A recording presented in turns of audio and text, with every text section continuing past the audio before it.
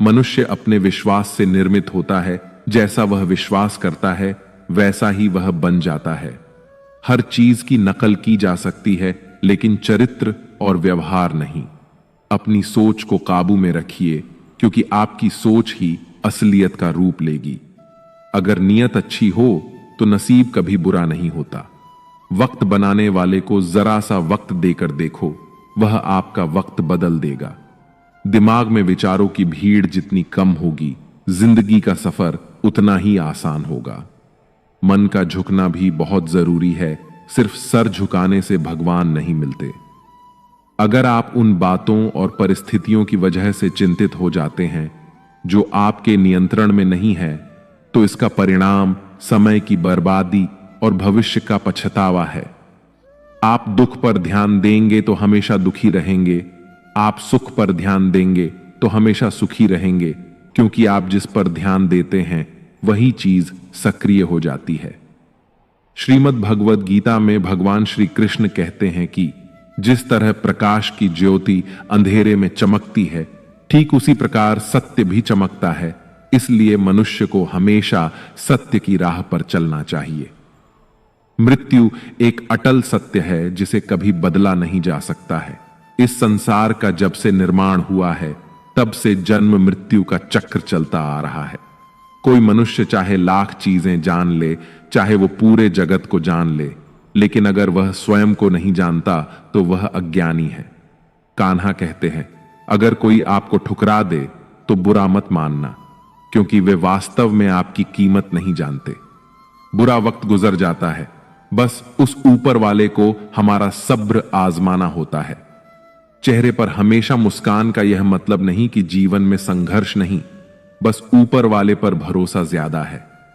जिंदगी में अगर कुछ बड़ा करना है, तब दो चीजें हमेशा याद रखना कि जो खोया है उसका गम नहीं, जो पाया है वह भी किसी से कम नहीं। खराब तबीयत से व्यक्ति जितना कमजोर नहीं होता, उससे ज्यादा वह नकारात्मक विचारों से थकता है। जिंदगी में हम कितने सही और कितने गलत हैं, यह सिर्फ दो ही शख्स जानते हैं, परमात्मा और अंतरात्मा। नकारात्मक विचारों को अपने मन में प्रवेश करने की अनुमति ना दो, क्योंकि यही वह एक चीज होती है जो हमारा आत्मविश्वास कम कर देती है। कामयाबी कुछ नहीं, बस एक नाकामयाब व्यक्ति के संघर्ष की कहानी होती है। आपके खिलाफ होने वाली बातों को खामोशी से सुन लीजिए। यकीन मानिए, वक्त उन्हें बेहतर जवाब देगा। जिसने अपने को वश में कर लिया है, उसकी जीत को देवता भी हार में नहीं बदल सकते। अगर लोग आपकी अच्छाई को आपकी कमजोरी समझते हैं, तो यह उनकी समस्या है। आप आईना हो, आईना बने रहो। फिक्र वो करें जिनकी सूरत खराब है। श्रीमद् भगवद गीता में भगवान श्री कृष्ण कहते हैं कि हे अर्जुन, तुम्हारा क्या गया जो तुम रोते हो? तुम क्या लाए थे जो तुमने खो दिया? तुमने क्या पैदा किया था जो नष्ट हो गया? तुमने जो लिया यहीं से लिया, जो दिया यहीं पर दिया। जो आज तुम्हारा है कल किसी और का होगा, क्योंकि परिवर्तन ही संसार का नियम है और समय के साथ संसार में हर चीज परिवर्तन के नियम का पालन करती है। भगवान श्री कृष्ण कहते हैं, कर्म योग ही वह योग है जिसके माध्यम से हम अपनी जीवात्मा से जुड़ पाते हैं। कर्म योग हमारे आत्मज्ञान को जागृत करता है। इसके बाद हम न केवल अपने वर्तमान जीवन के उद्देश्यों को, बल्कि जीवन के बाद की अपनी गति का पूर्वाभास प्राप्त कर सकते हैं।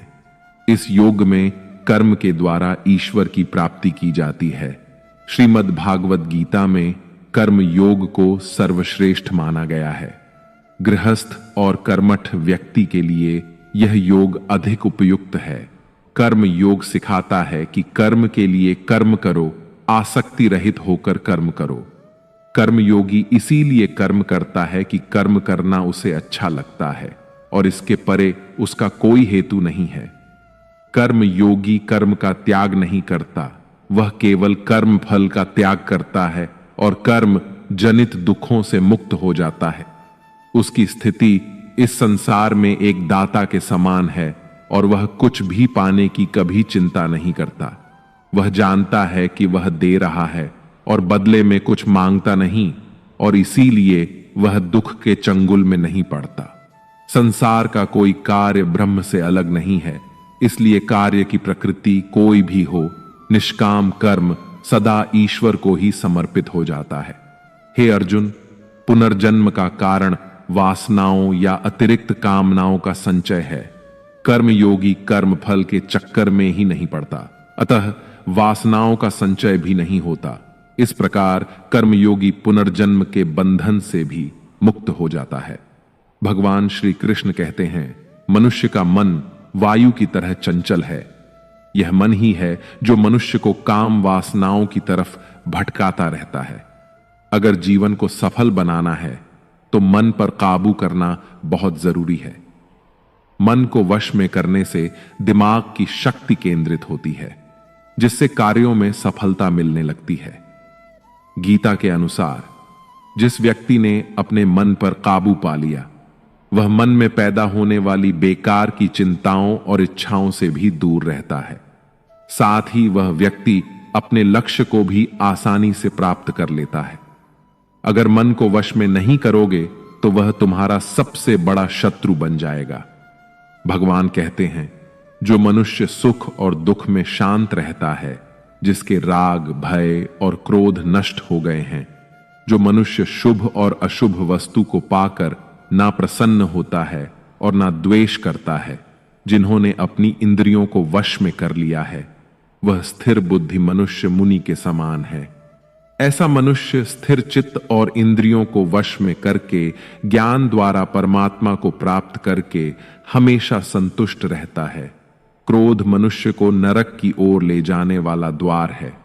क्रोध करने से व्यक्ति का मन अशांत हो जाता है और उसकी स्मरण शक्ति भ्रमित हो जाती है। स्मृति में विभ्रम होने से उसकी बुद्धि नष्ट हो जाती है और फिर व्यक्ति का पतन हो जाता है।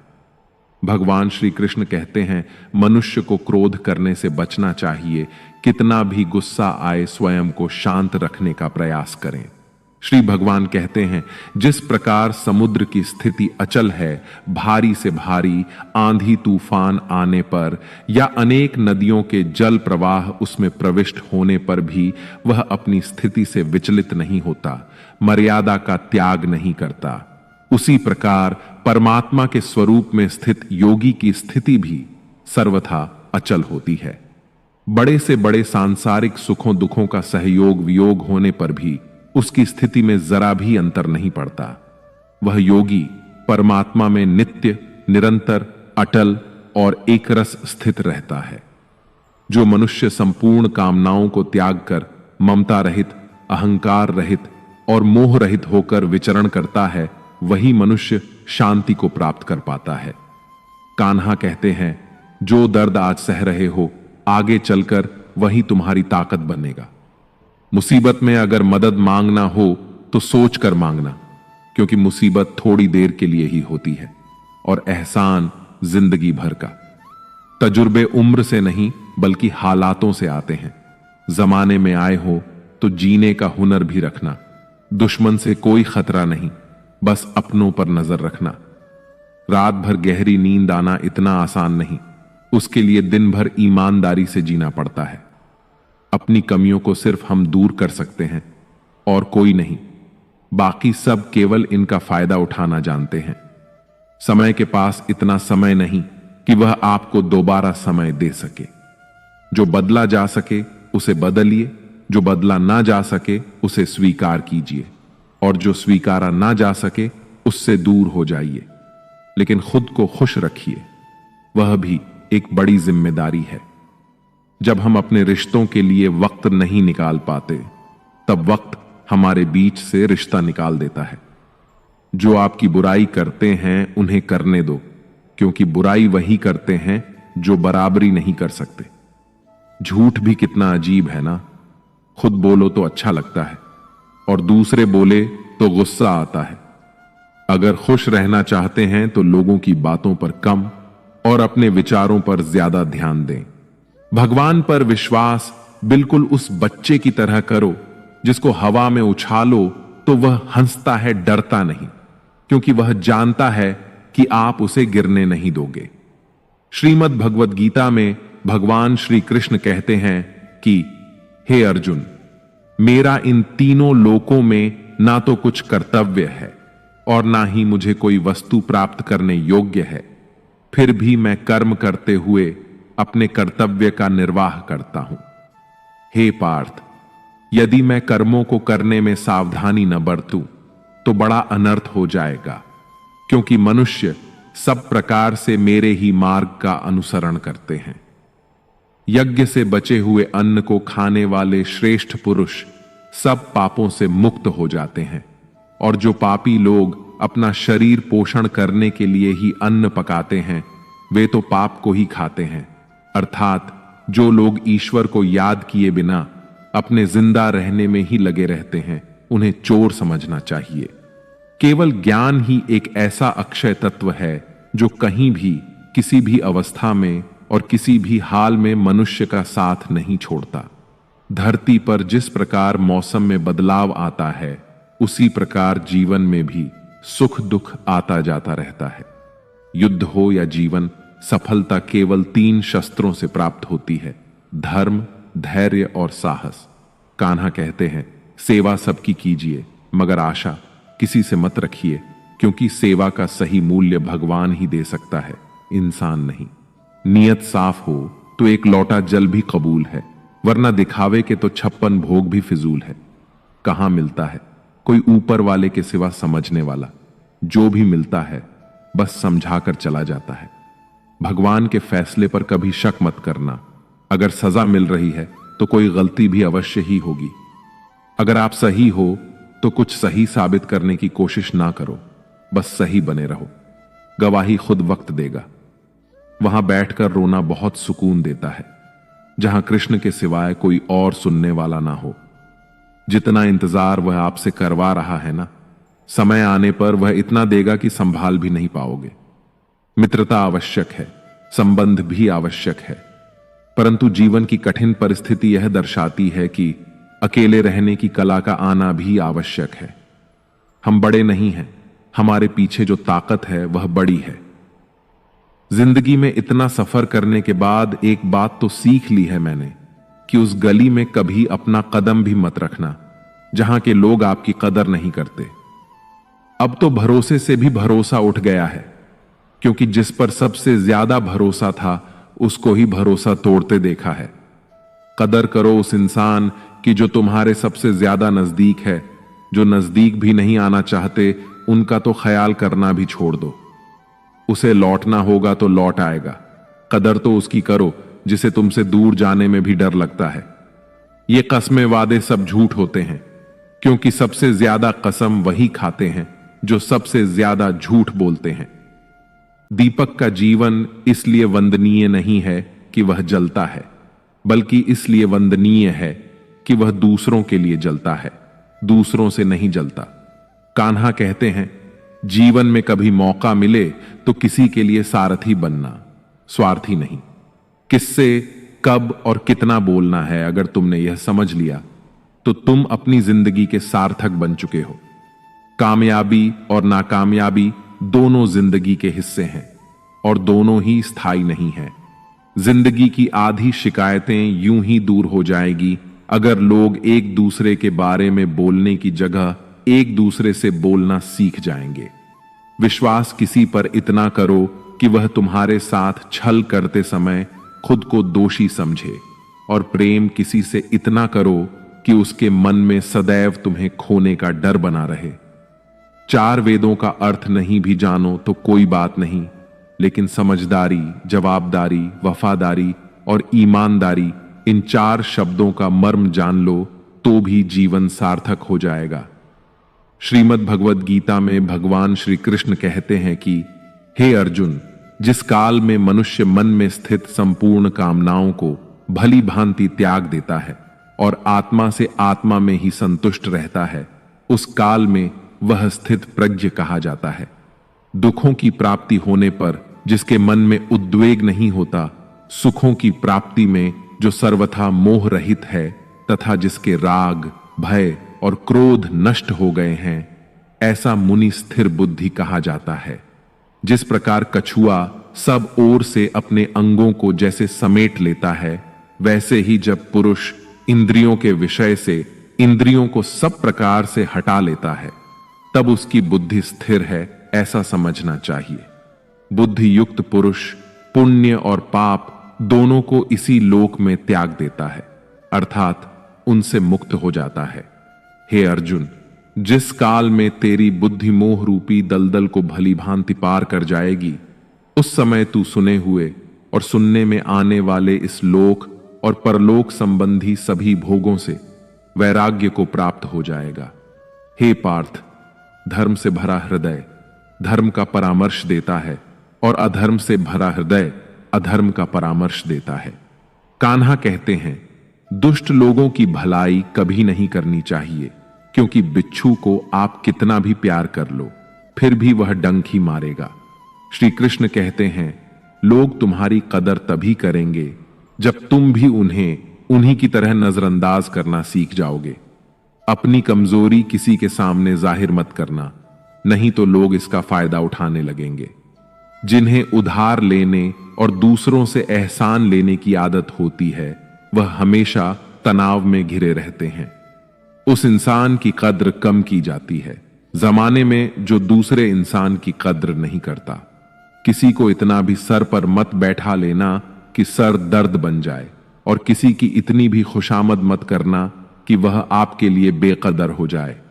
आईने में जो दिखता है उसके अलावा किसी और पर आंख मूंद कर भरोसा मत करना, क्योंकि जो आज तक आपकी कदर करना नहीं छोड़ रहे हो सकता है कल आपको बेइज्जत करने में कोई कसर ना छोड़े। दूर रहना उन लोगों से जो आपकी कदर तब तक करते हैं जब तक काम हो। जल्दबाजी में कोई भी फैसला ना ले, क्योंकि जल्दबाजी में लिया गया फैसला अक्सर गलत हो जाता है। अपने पंखों पर भरोसा रख, हवाओं के भरोसे तो पतंगे उड़ा करती हैं।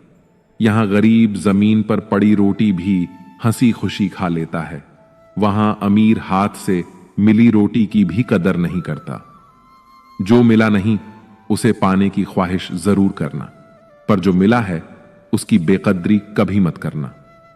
प्यार का असर उस रिश्ते में खत्म हो जाता है जहां एक दूसरे की कद्र करना कम हो जाता है। जिन्हें जो कहना है कहने दो, उनको हम नहीं वक्त जवाब देगा। वक्त के साथ सब बदल जाते हैं यार, प्यार और हालत भी। क्यों भरोसा करता है तू गैरों पर, जबकि चलना है अपने ही पैरों पर। जिन्हें नींद से प्यार है वह सुहाने सपने देखते रहते हैं, पर जिन्हें अपने सपनों की कदर है उन्हें नींद तक नहीं आती। जहां रहने के लिए घर मिल जाए पर घर के लोगों से कदर न मिले, ऐसे घर पर रहने से अच्छा सड़क पर रहना है। श्रीमद् भगवत गीता में भगवान श्री कृष्ण कहते हैं कि हे अर्जुन, जो न कभी हर्षित होता है, न किसी से द्वेष करता है, न शोक करता है, न कामना करता है, जो शुभ और अशुभ संपूर्ण कर्मों का त्यागी है, वह ज्ञानी मनुष्य मुझको अति प्रिय है। मुझे पाने के 3 तरीके हैं, ध्यान योग, ज्ञान योग और कर्म योग, और इन सब में कर्म योग सबसे प्रधान है।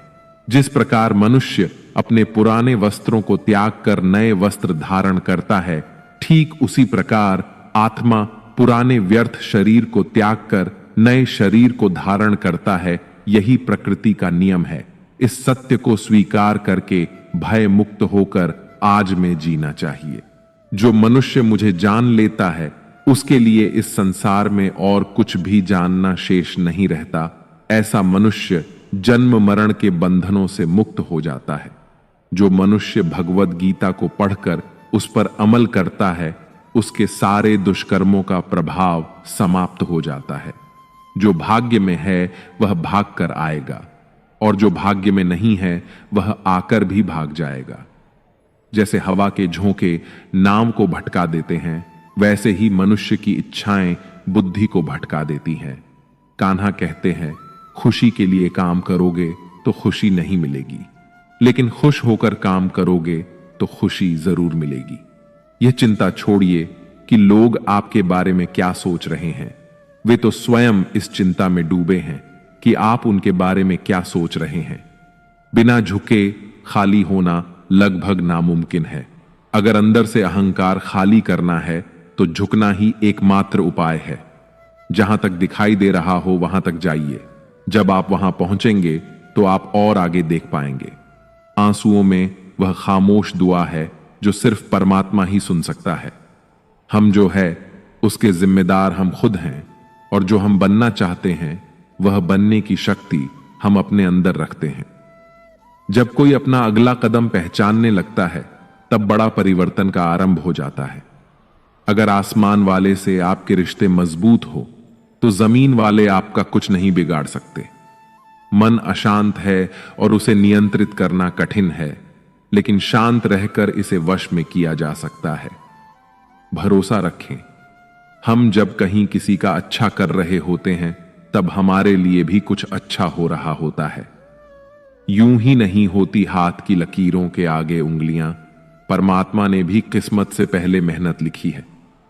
अच्छे व्यवहार का कोई आर्थिक मूल्य भले ही ना हो, लेकिन अच्छा व्यवहार करोड़ों दिलों को खरीदने की शक्ति रखता है। संयम हमारे चरित्र की कीमत बढ़ाता है, परंतु सच्चे मित्र और परिवार हमारे जीवन की कीमत बढ़ाते हैं। श्रीमद् भगवद गीता में भगवान श्री कृष्ण कहते हैं कि हे अर्जुन, वह जो वास्तविकता में मेरे उत्कृष्ट जन्म और गतिविधियों को समझता है वह शरीर त्यागने के बाद पुनः जन्म नहीं लेता और मेरे परम धाम को प्राप्त होता है। वह व्यक्ति जो सभी इच्छाएं त्याग देता है और मैं और मेरा की लालसा और भावनाओं से मुक्त हो जाता है, उसे अपार शांति की प्राप्ति होती है। जिस मनुष्य के अंदर ज्ञान की कमी होती है और ईश्वर में श्रद्धा नहीं होती, वह मनुष्य जीवन में कभी भी आनंद और सफलता को प्राप्त नहीं कर पाता। ईश्वर ने हमें जो कुछ भी दिया है वही हमारे लिए पर्याप्त है, और यही एक अटल सत्य भी है। संयम, सदाचार, स्नेह एवं सेवा, ये गुण सत्संग के बिना नहीं आते।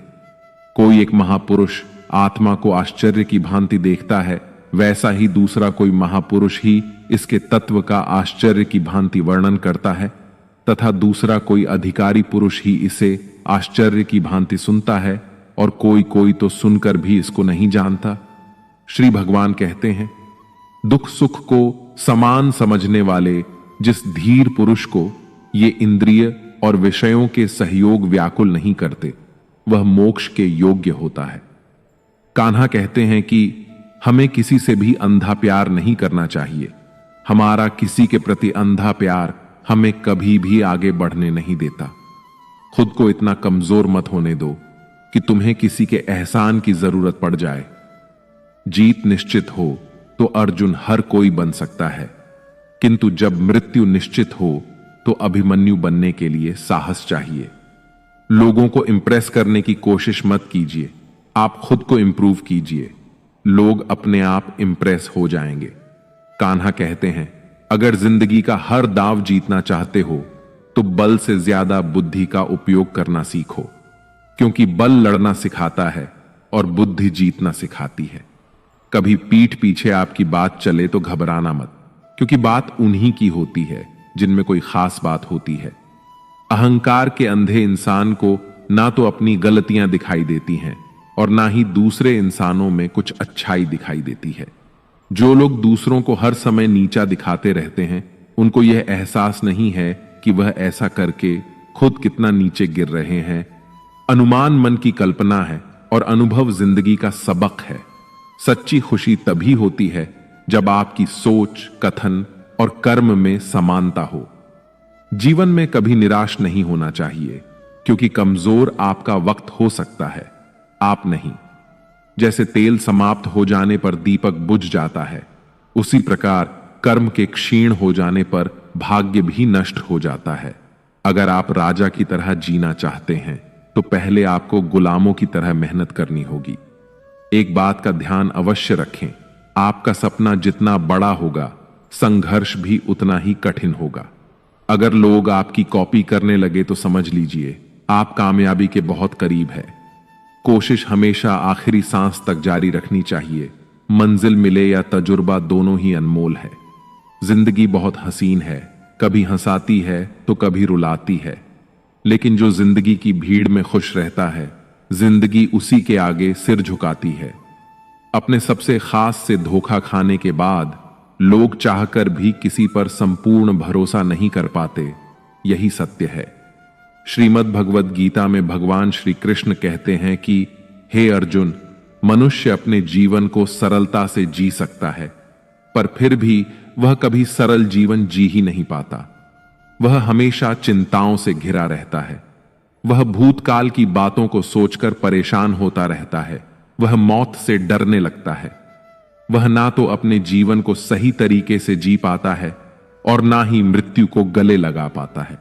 ज्ञानी व्यक्ति न तो मरने वाले का शोक करते हैं और ना ही उनका शोक करते हैं जो अभी जिंदा है, क्योंकि वो जानते हैं जो मर गया वो फिर से जन्म लेगा और जो जिंदा है वो एक दिन जरूर मरेगा। कर्म का नियम कहता है कि प्रत्येक घटना का एक कारण और प्रभाव होता है। समान रूप से किए गए कार्य के परिणाम अलग अलग हो सकते हैं। यह केवल इस बात पर निर्भर करता है कि वह कर्मकर्ता किस प्रकार है। जिस प्रकार आग एक लकड़ी को जलाकर राख कर देती है, उसी प्रकार आत्मज्ञान आपके अंदर चलने वाले सभी द्वैत कार्यों को भस्म करके आपको आंतरिक शांति प्रदान करता है। हे पार्थ, ब्राह्मण, क्षत्रिय, वैश्य और शूद्र, इन 4 वर्णों का समूह गुण और कर्मों के अनुसार मेरे द्वारा रचा गया है। इस प्रकार इस सृष्टि की रचना आदि कर्म का कर्ता होने पर भी मुझ अविनाशी परमेश्वर को तू वास्तव में अकर्ता ही जान। कर्मों के फल में मेरी स्प्रेहा नहीं है, इसलिए मुझे कर्म लिप्त नहीं करते। यहां श्री भगवान के कहने का भाव है कि कर्म करो, लेकिन फल की इच्छा से नहीं, बस अपना कर्म करते जाओ और आगे बढ़ते जाओ। पूर्व काल में तुम्हारे पूर्वजों ने भी इस प्रकार मेरे द्वारा बताए अनुसार ही कर्म किए हैं और मोक्ष को प्राप्त हुए हैं। इसलिए अगर तू भी मोक्ष को पाना चाहता है तो पूर्वजों द्वारा सदा से किए जाने वाले कर्मों को ही कर। जिसकी आसक्ति सर्वथा नष्ट हो गई है, जो अपनी देह पर अभिमान नहीं करता और जो ममता से रहित हो गया है, जिसका चित्त निरंतर परमात्मा के ज्ञान में स्थित रहता है, वैसा कर्मयोगी अपना कर्म यज्ञ की तरह करता है और मोक्ष को प्राप्त होता है। जो अपना सब कुछ परमात्मा को अर्पित कर देता है, जिसके लिए परमात्मा ही सब कुछ है, जो अपने हर कर्म में परमात्मा को देखता है और हर कर्म परमात्मा के लिए करता है, वैसा कर्मयोगी मोक्ष का अधिकारी होता है। कान्हा कहते हैं, नई शुरुआत इंसान को थोड़ा डराती है, पर याद रखना सफलता मुश्किलों के बाद ही नजर आती है। कौन क्या कर रहा है, कैसे कर रहा है, क्यों कर रहा है, इन सब से आप जितना दूर रहोगे आप उतना ही खुश रहोगे। कोई हमारा बुरा करे यह उसका कर्म है, लेकिन हम किसी का बुरा ना करें यह हमारा धर्म है। कोई भी रिश्ता अपनी मर्जी से नहीं जुड़ता, क्योंकि आपको कब, कहां और किससे मिलना है यह सिर्फ ऊपर वाला ही तय करता है। जिंदगी में 2 लोगों का होना बहुत जरूरी है। एक कृष्ण जो ना लड़े फिर भी जीत पक्की कर दे, दूसरा कर्ण जो हार सामने हो फिर भी साथ ना छोड़े। कान्हा कहते हैं, तू करता वही है जो तू चाहता है, मगर होता वही है जो मैं चाहता हूं। तू वही कर जो मैं चाहता हूं, फिर होगा वही जो तू चाहता है। इंसान गलत कार्य करते समय दाएं बाएं आगे पीछे चारों तरफ देखता है, बस ऊपर देखना भूल जाता है। जो मनुष्य ऊपर देख पाता है वह कभी गलत काम करने की हिम्मत नहीं करता। मित्रों, भगवान श्री कृष्ण कहते हैं कि जो भी मेरे भक्त श्रद्धा से मुझे भजते हैं, मेरा नाम जपते हैं, मेरी पूजा करते हैं तथा मुझसे प्रेम करते हैं, वो मेरे हैं और मैं उनके सभी कष्टों का हरण करके उन्हें वो सभी सुख प्रदान करता हूं जिनकी वो कामना करते हैं। इसे एक छोटी सी कहानी से समझते हैं। मित्रों, एक समय की बात है। भोला नाम का एक आदमी शहर की एक छोटी सी गली में रहता था। वह मेडिकल की दुकान चलाता था। सारी दवाइयों की उसे अच्छी जानकारी थी। पूरी दुकान खुद संभालता था, इसलिए कौन सी दवा कहां रखी है उसे अच्छी तरह पता था। वो पूरी ईमानदारी से अपना काम करता था, ग्राहकों को सही दवा सही दाम पर देता था। सब कुछ अच्छा होने के बाद भी भोला नास्तिक था। भगवान में उसका जरा भी विश्वास नहीं था। वह पूरा दिन दुकान पर काम करता और शाम को परिवार तथा दोस्तों के साथ समय गुजारता था। उसे ताश खेलने का बहुत शौक था। जब भी समय मिलता दोस्तों के साथ ताश खेलने बैठ जाता था। एक दिन वह दुकान पर था, तभी कुछ दोस्त आए और तभी भारी बारिश भी शुरू हो गई। रात हो गई थी, लेकिन सभी बारिश थमने का इंतजार कर रहे थे। बिजली भी चली गई थी। बैठे बैठे क्या करें? सोचा मोमबत्ती की रोशनी में ताश ही खेल लेते हैं। सारे दोस्त दुकान में ताश खेलने बैठ गए। सभी ताश खेलने में मग्न थे। तभी एक बच्चा भागता हुआ आया। वह पूरी तरह भीग चुका था। उसने जेब से दवा की एक पर्ची निकाली और भोले से दवा मांगी। भोला खेल में मग्न था। उसने पहली बार में तो ध्यान ही नहीं दिया। तभी बच्चे ने जोर से आवाज देते हुए कहा, मेरी मां बहुत बीमार है। सारी दवा की दुकानें बंद हो गई हैं। आप दवा देंगे तो मेरी मां ठीक हो जाएगी। भोला आधे अधूरे मन से उठा, पर्ची देखी और अंदाज से दवा की एक शीशी उठाकर उसे दे दी। पैसे काटकर बच्चे को लौटा दिए। बच्चा भागते हुए चला गया। तभी बारिश रुकी और भोले के दोस्त चले गए और भोला भी दुकान बंद करने लगा। तभी उसे ध्यान आया कि रोशनी कम होने के कारण उसने गलती से बच्चे को चूहे मारने वाली दवा की शीशी दे दी है। भोले के हाथ पांव फूल गए। उसका दिल जोर जोर से धड़कने लगा। उसकी 10 साल की नेकी पर मानो जैसे ग्रहण लग गया। उस बच्चे के बारे में सोचकर वह घबराने लगा। सोचा, यदि यह दवाई उसने अपनी बीमार मां को दे दी तो वह अवश्य मर जाएगी। बच्चा भी बहुत छोटा होने के कारण उस दवाई को तो पढ़ना भी नहीं जानता होगा। एक पल वह अपनी इस भूल को कोसने लगा और ताश खेलने की अपनी आदत को छोड़ने का निश्चय कर लिया। पर यह बात तो बाद के बाद देखी जाएगी। अब क्या किया जाए? उस बच्चे का पता ठिकाना भी तो वह नहीं जानता। कैसे उसकी बीमार मां को बचाया जाए? सच में कितना विश्वास था उस बच्चे की आंखों में। भोला को कुछ सूझ नहीं रहा था। घर जाने की उसकी इच्छा मर गई। दुविधा और बेचैनी उसे घेरे हुए थे। घबराहट में वह इधर उधर देखने लगा। पहली बार उसकी नजर दीवार के उस कोने में गई जहां उसके पिता ने जिद करके भगवान श्री कृष्ण की तस्वीर दुकान के उद्घाटन के वक्त लगाई थी। तब पिता ने कहा था, भगवान की भक्ति में बहुत शक्ति होती है। वह हर जगह व्याप्त है और हमें सदैव अच्छे कार्य करने की प्रेरणा देता है। भोला को वो सारी बातें याद आने लगी। आज उसने इस अद्भुत शक्ति को आजमाना चाहा। उसने कई बार अपने पिता को भगवान की तस्वीर के सामने हाथ जोड़कर आंखें बंद करते हुए पूजा करते देखा था। उसने भी आज पहली बार कमरे के कोने में रखी उस धूल भरी कृष्ण की तस्वीर को देखा और आंखें बंद कर दोनों हाथों को जोड़कर वहीं बैठ गया। कुछ देर बाद वह छोटा बच्चा फिर दुकान में आया। पसीना पोंछते हुए उसने कहा, क्या बात है बेटा, तुम्हें क्या चाहिए? बच्चे की आंखों से पानी छलकने लगा। उसने रोते रोते कहा, बाबूजी, मां को बचाने के लिए मैं दवाई की शीशी लेकर भागता जा रहा था। घर के करीब पहुंच भी गया था, लेकिन बारिश की वजह से आंगन में पानी भरा था और मैं फिसल गया। दवाई गिर गई। क्या आप मुझे वही दवाई की दूसरी शीशी दे सकते हैं बाबूजी? बच्चे ने उदास होकर पूछा। क्यों नहीं? भोले ने राहत की सांस लेते हुए कहा। पर उस बच्चे ने दवाई की शीशी लेते हुए कहा, बाबूजी, मेरे पास तो पैसे नहीं हैं। उस बच्चे ने हिचकिचाते हुए कहा। भोला को उस पर दया आई। कोई बात नहीं, तुम ये दवाई ले जाओ और अपनी मां को बचाओ। जाओ, जल्दी करो। और हां, अब की बार जरा संभल कर जाना। भोला भगवान को धन्यवाद देता हुआ अपने हाथों में उस धूल भरी तस्वीर को लेकर अपनी धोती से पोंछने लगा और अपने सीने से लगा लिया। उसे समझ में आ गया कि भक्त अगर मन से भगवान को याद करें तो भगवान उसकी रक्षा जरूर करते हैं और भगवान उनके सारे संकट हर लेते हैं। कान्हा कहते हैं, बुराई तो तुम्हें हजारों की भीड़ में भी ढूंढ लेगी, ठीक उसी तरह जैसे गायों के झुंड में बछड़ा अपनी मां को ढूंढ लेता है। परंतु जो बंसी वाले को दिल से मानता है वह बुराई में भी अच्छाई को ढूंढ लेता है।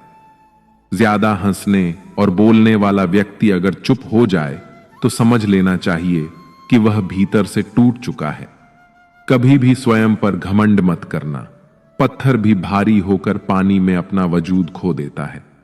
अगर ईश्वर तुम्हें ज्यादा प्रतीक्षा करवा रहे हैं तो हो सकता है जितना तुमने मांगा है उससे वह कहीं ज्यादा देने वाले हैं। अरे, गुजर जाएगा यह दौर भी, जरा सब्र तो कर। खुशियां ही नहीं रुकी तो गम की क्या औकात है। जब मन परेशान हो तब कुछ मत किया करो, बस आंखें बंद करके श्री कृष्ण का नाम लिया करो। बुद्धि से पैसा कमाया जा सकता है, परंतु पैसे से बुद्धि नहीं खरीदी जा सकती। सब अपना सा लगता है सिर्फ बातों से। औरों के लिए जीते थे तो किसी को शिकायत ना थी। थोड़ा सा अपने लिए क्या सोचा, जमाना दुश्मन बन गया। जिंदगी का तजुर्बा है कि छोटा आदमी बड़े मौके पर काम आ सकता है और बड़ा आदमी छोटी सी बात पर औकात दिखा देता है। कोई भी आपके हाथ से तो छीन सकता है, लेकिन आपके भाग्य से नहीं। जिंदगी में आगे बढ़ना है तो सहारे पर नहीं, खुद पर यकीन करना सीखो। दरवाजे छोटे ही रहने दो अपने मकान के। जो झुक कर आया समझो वही अपना है।